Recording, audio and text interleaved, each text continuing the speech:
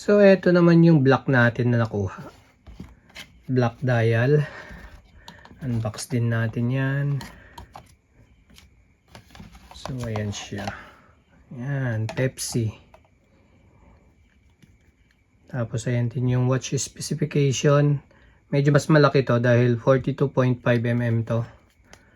Complete din to mga ka-quality. Nandito din yung warranty card tsaka yung manual niya. Ayan. Tapos yung manual ito. 3-year limited warranty. So dito tayo sa black dial. Unbox natin. Yun, no? Napakaganda din. Pepsi Seiko 5. GMT. Napakaganda. Paangas.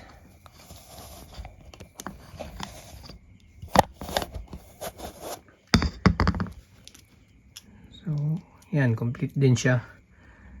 Yan. Reference number SBSC 023. So, paikutan natin yung watch. Napakaganda niya, no? Seiko 5. Tapos dito, may naka-deboost. Deboost ba yun o imboost? Yan, Pepsi. Tapos, ito naman is number, ayan siya,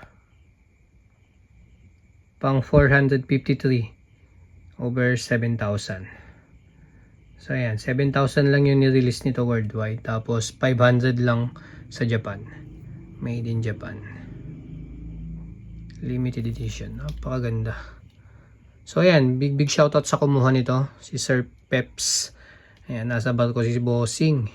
Napaka-solid nung kinuha niya. Thank you, Bossing. Padala natin to sa kanya. Pagbaba niya.